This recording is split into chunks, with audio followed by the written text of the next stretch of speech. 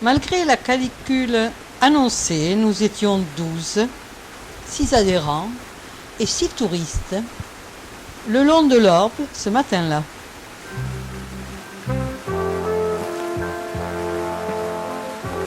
La première plante que nous avons pu admirer, c'est l'impatient, avec ses jolies fleurs et surtout son drôle de fruit qui éclate dès qu'on le touche lorsqu'il est mûr, d'où son nom d'impatient. Les épilorbes hirsutes étaient en fruits.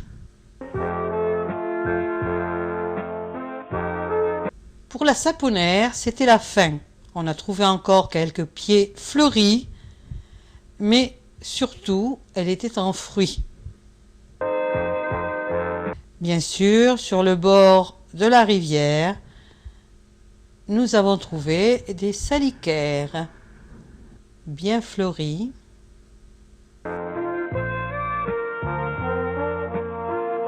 Beaucoup de saules blancs avec le dessous de sa feuille blanchâtre. Le liseron des champs. La laitue scarieuse avec ses feuilles dirigées perpendiculairement au sol. La linaire striée, on aperçoit en effet ces stries. Le sol drapé, feuilles très étroites, recourbées vers le dessous. Le panais cultivé, à gauche ses fleurs, à droite son fruit. Menthe à feuilles longues.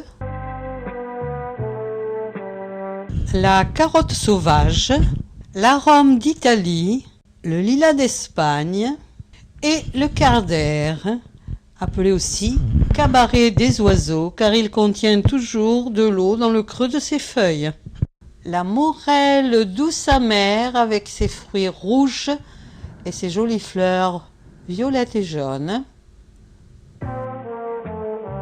Le saule marceau ou saule des chèvres, dont les feuilles sont beaucoup plus larges que celles des saules précédents.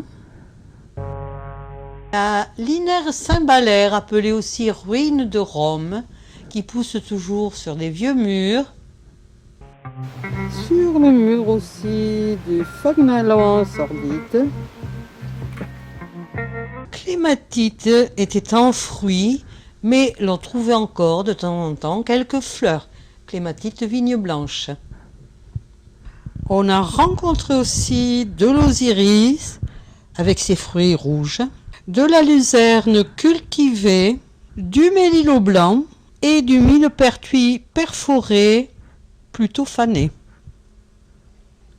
Les rigerons de Sumatra ou vergerette de Sumatra, la moulaine sinuée,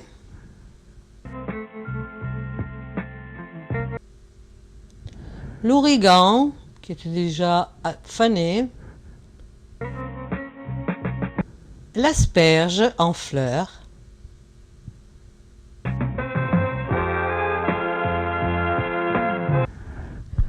on a pu même grappiller quelques ronces le long du chemin.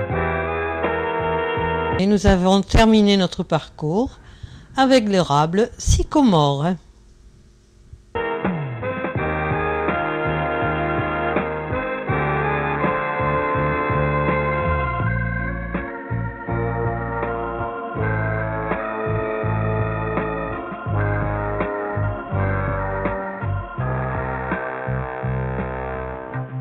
Nous avons mangé au bord de l'eau, les pieds dans l'eau, et nous sommes revenus à la voiture.